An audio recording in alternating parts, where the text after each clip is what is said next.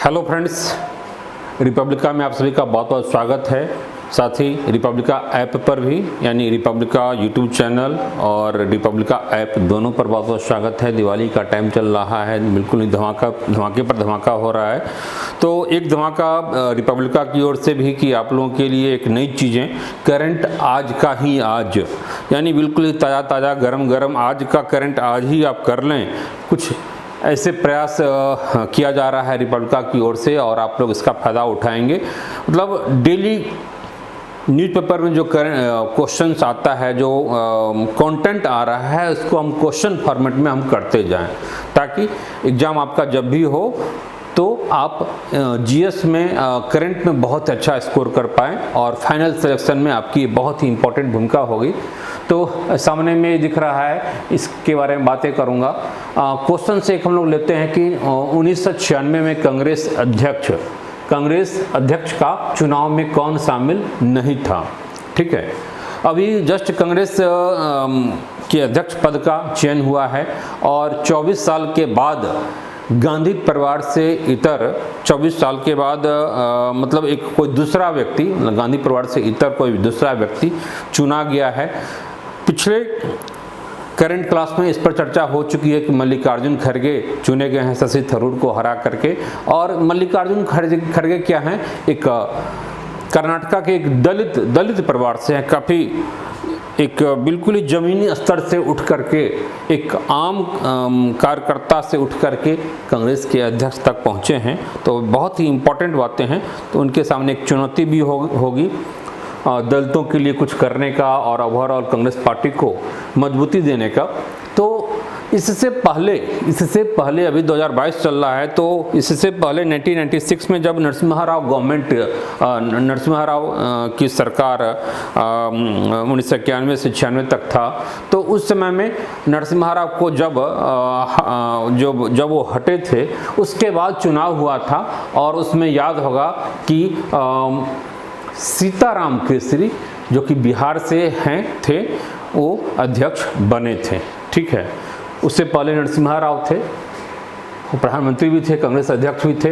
तो 1996 में कांग्रेस अध्यक्ष का चुनाव में कौन शामिल नहीं था, यानी उस समय इनके अगेंस्ट में, सीताराम केसरी के अगेंस्ट में और कौन उम्मीदवार था। जैसे इस बार मल्लिकार्जुन खड़गे के अगेंस्ट में शशि थरूर है। बहुत ही अच्छा क्वेश्चन होगा। शरद पवार, राजेश पायलट, सीताराम केसरी और शशि थरूर। तो ये तो हम जानते हैं कि सीताराम केसरी चुनाव जीते थे, तो इसलिए ये तो बिल्कुल पक्की बातें हैं कि ये तो थे ही। ठीक है, अब आप लोगों को संदेह होगा इस पर, शशि थरूर पर। शशि थरूर पहले पता नहीं थे या नहीं थे, लेकिन राजेश पायलट थे, लेकिन हालांकि बाद में इनकी मृत्यु हो गई। और शरद पवार, चलिए अगर आप लोग गेस कर सकते हैं गेस करिए, और अगर आप सही जानते हैं तो आंसर को आप डालेंगे इसमें कमेंट सेक्शन में डालेंगे, ताकि मैं समझ सकूं कि हाँ, आपको इतनी समझ थी कि उस समय क्या कौन उम्मीदवार थे इनके अगेंस्ट में। ठीक है, अच्छा मुझे लगेगा, बिल्कुल ही आप जुड़े रहेंगे इससे। ठीक है, मैं बता दे रहा हूँ, उस समय में इनके अगेंस्ट में, सीताराम केसरी के अगेंस्ट में शरद पवार भी थे और राजेश पायलट भी थे। इनको ज़्यादा वोट आया था, और वोट तो एग्जैक्टली हमें याद नहीं है, लगभग 800 के आसपास था, 800 के आसपास समथिंग था, 400 के आसपास इनको वोट मिला था। और सीताराम केसरी तो खैर विनर ही थे। ठीक है, तो उस समय में कोई एक नहीं, दो कैंडिडेट इनके अगेंस्ट में था। ठीक है, अभी इस बार क्या है कि इनका जो वोट है 1078 समथिंग, हाँ 1078 ही शशि थरूर का, यह चौंकाने वाला वोट है। मतलब लोगों को अनुमान नहीं था कि इतने वोट ये ला पाएंगे। ठीक है, जीत और हार एक अलग बातें होती है। जिस ढंग से पूरे गांधी परिवार का सपोर्ट था, और कई जगह तो मतलब कोई कार्यकर्ता उनको स्वागत करने के लिए नहीं आया था शशि थरूर को, लेकिन इसके बावजूद भी सबसे शरद पवार को 800 समथिंग वोट आया था, उससे ज़्यादा शशि थरूर को आया, आप अंदाज़ा लगा सकते हैं। और इनको मल्लिकार्जुन खड़गे को 78 समथिंग वोट आया था। तो एग्जैक्टली आपको याद रखने की आवश्यकता नहीं है, मैं भी नहीं याद रखा हूँ, आप लोगों के चूँकि उसकी डेप्थ में जाने की आवश्यकता नहीं है। ठीक है, तो ये चीज़ें समझ में आ गई। कांग्रेस अध्यक्ष की चीज़ें बिल्कुल ही, कोई भी क्वेश्चंस अगर कांग्रेस अध्यक्ष से होगा तो आप लोग कर लेंगे। थोड़ा सा बैक में भी जाकर के कई बार प्रश्न बना देता है। चलिए नेक्स्ट क्वेश्चन को हम, अच्छा, सीताराम केसरी के बारे में थोड़ा सा और आप लोग जानना चाहेंगे। ये 5 बार राज्यसभा के सदस्य भी रहे हैं और लोकसभा के सदस्य रहे हैं, लेकिन वो कटिहार से रहे हैं, ठीक है, कटिहार से रहे हैं, जबकि बक्सर के सीताराम केसरी स्वतंत्रता आंदोलन के टाइम में 1930 से 42 पर कई बार जेल गए। युवा तुर्क में भी शामिल रहे हैं, जिसमें बहुत सारे मुख्यमंत्री निकले हैं वहाँ से, चंद्रशेखर सिंह है, भागवत झा आज़ाद वगैरह है, बिंदुश्री दुबे वगैरह जब कांग्रेस के मुख्यमंत्री हुआ करते थे तो उस ग्रुप में थे और निश्चित रूप से इनको मुख्यमंत्री होना चाहिए था। बहुत ही ईमानदार आदमी थे और एक बहुत ही लंबे टाइम तक, अच्छा, ये बिहार प्रदेश कांग्रेस कमेटी के भी अध्यक्ष रहे हैं और साथ ही कांग्रेस के कोषाध्यक्ष लंबे समय तक रहे। इनकी लालू जी का सीताराम केसरी जी पर काफ़ी ज़्यादा भरोसा था, ठीक है। तो ट्रेजरर कोषाध्यक्ष लंबे टाइम तक थे पार्टी में। तो सीताराम केसरी के टाइम में ही ये जो वापस समर्थन लिया गया था एचडी देवगौड़ा से, जब ये अध्यक्ष थे, तो उसी टाइम में देवगौड़ा को पद से हटा करके कांग्रेस समर्थन ले ली थी और फिर आई.के. गुजराल आए थे सत्ता में, फिर आई.के. गुजराल को भी समर्थन ले लिया गया था। चलिए हम लोग आगे बढ़ते हैं, बहुत सारी चीज़ें हो गई इसके बारे में।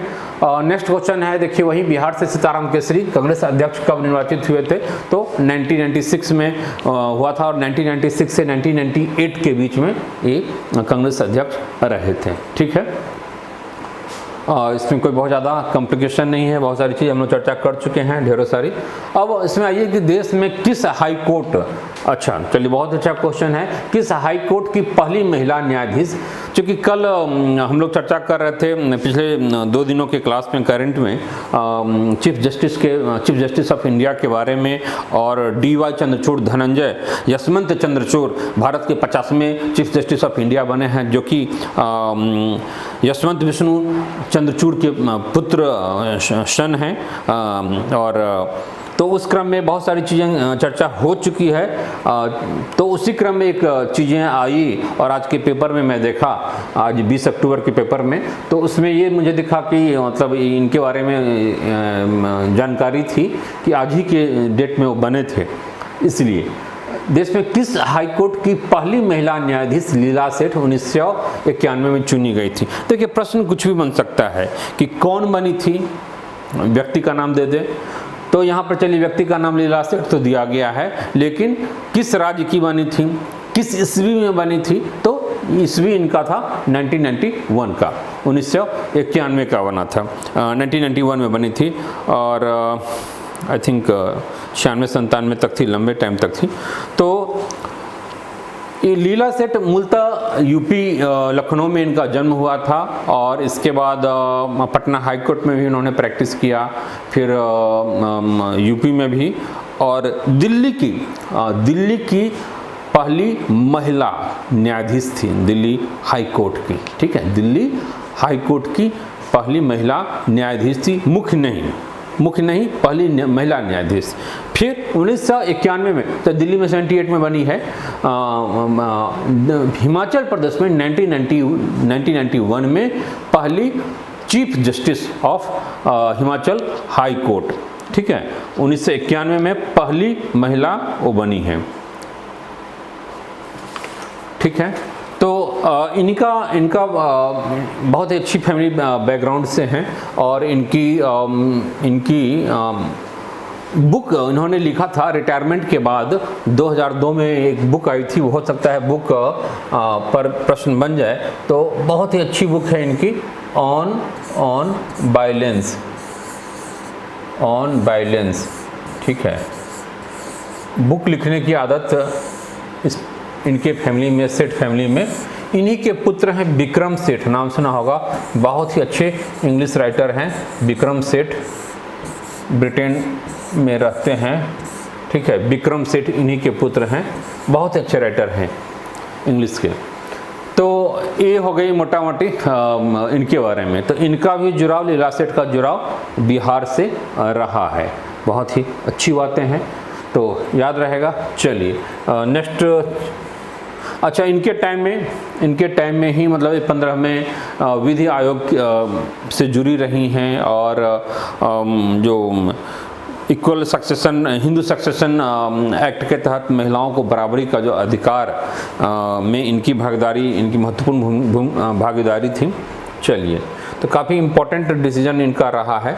चलिए इस पर, इसी से रिलेटेड और भी है, जस्टिस से ही रिलेटेड, चीफ जस्टिस से रिलेटेड बिहार से। अच्छा, कल पिछले क्लास में, करंट की क्लास में हमने पूछा था कि बिहार से कोई बताइए कि कोई भी व्यक्ति चीफ जस्टिस ऑफ इंडिया रहे हैं कि नहीं रहे हैं, कौन रहे हैं, कितने लोग रहे हैं। तो यही प्रश्न सामने है। बिहार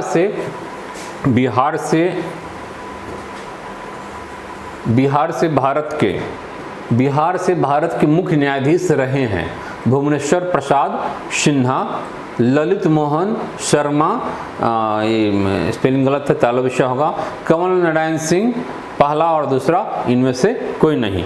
क्या आप लोगों की ये है जनमत क्या कहती है? जनता जनार्दन, आप लोग अपना कमेंट जरूर डालेंगे। मैं प्रश्न पूछा था, जो लोग पिछले क्लास, करंट क्लास को भी आपको रिलेट कर लेंगे, उसको जाकर के देख लेंगे।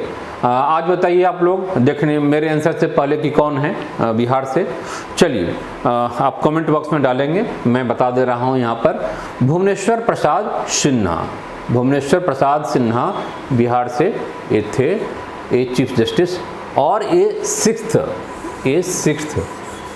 चीफ जस्टिस ऑफ इंडिया रहे थे। ये बने थे 1 अक्टूबर 1959 से, ठीक है, अक्टूबर लास्ट।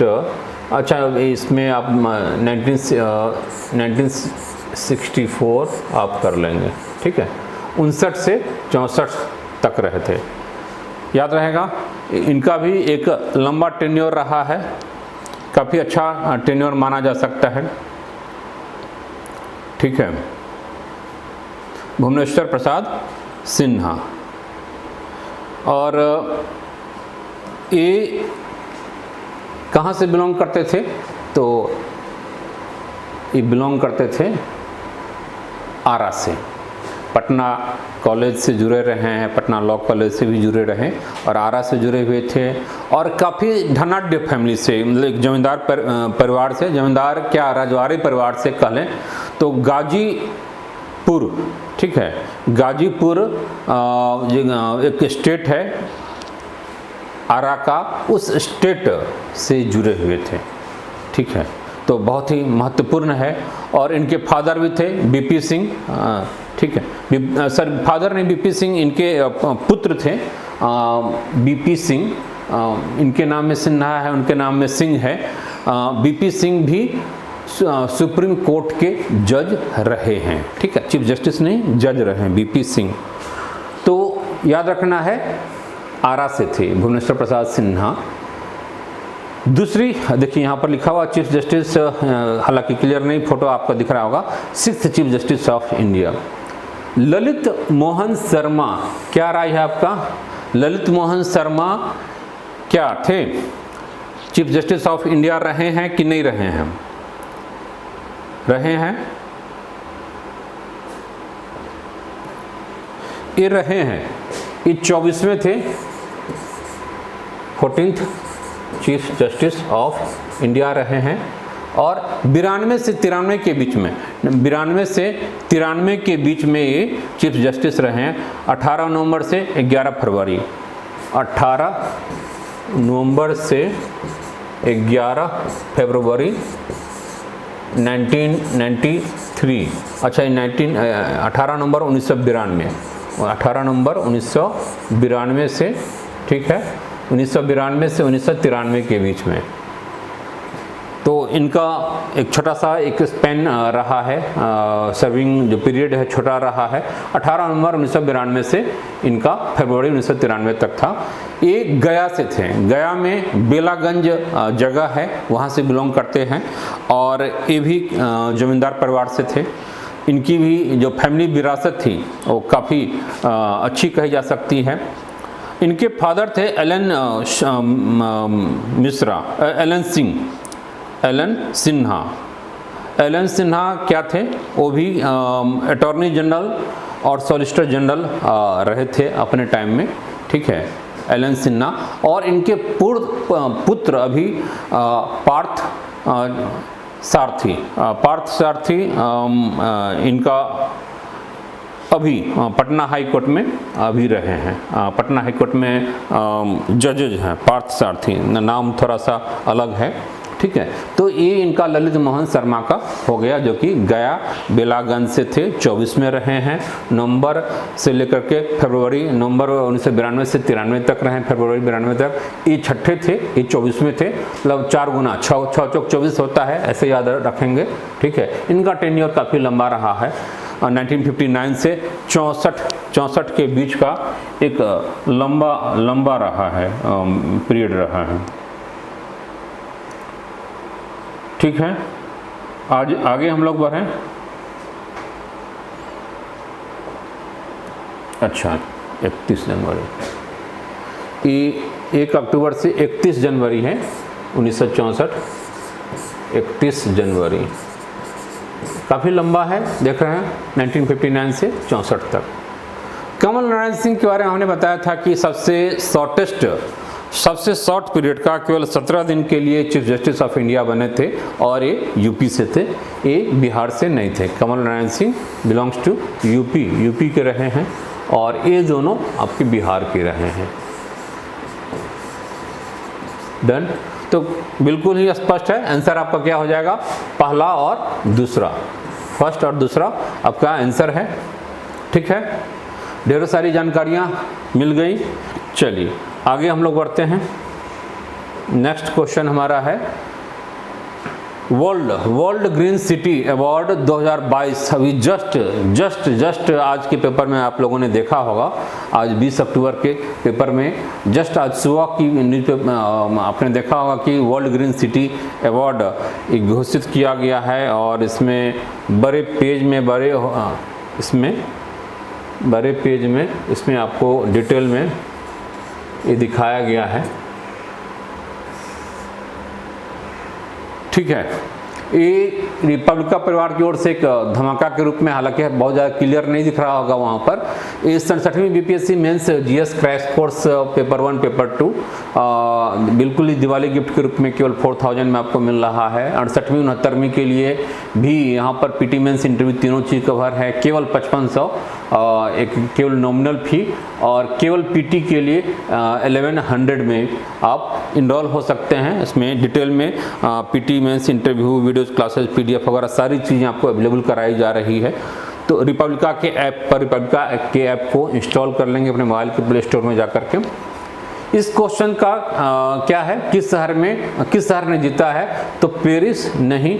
इसमें आप पेपर में आपने देखा होगा कि कुछ इसी ढंग की बातें हैं कि सबको पराजित करते हुए, चाहे पेरिस हो या मेलबर्न हो या सिडनी हो या मैक्सिको सिटी हो, सबको पीछे छोड़ते हुए हैदराबाद बिल्कुल ही वर्ल्ड ग्रीन सिटी अवार्ड 22 के लिए चुना गया है। तो हमारा आंसर क्या होगा, हैदराबाद, ठीक है।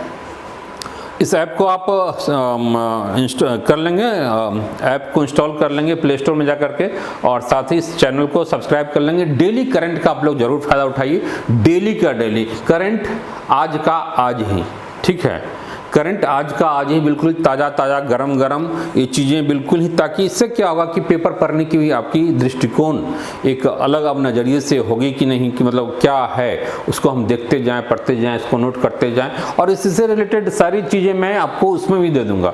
जो लोग भी इसका पीडीएफ मांगेंगे तो व्हाट्सएप पर जुड़ जाएंगे और व्हाट्सएप पर इसका आंसर के साथ आंसर के साथ आपको PDF भी मिलता जाएगा। ठीक है, तो आपके पास एक बहुत ही अच्छा 5 क्वेश्चन 10 क्वेश्चन जो भी होगा हर एक दिन के हिसाब से वह आपको बिल्कुल ही करंट का करंट मिलता जाएगा और एक बहुत ही अच्छा नोट्स आपका तैयार हो जाएगा। तो ऑल द बेस्ट, हम लोग फिर मिलते हैं। Take care.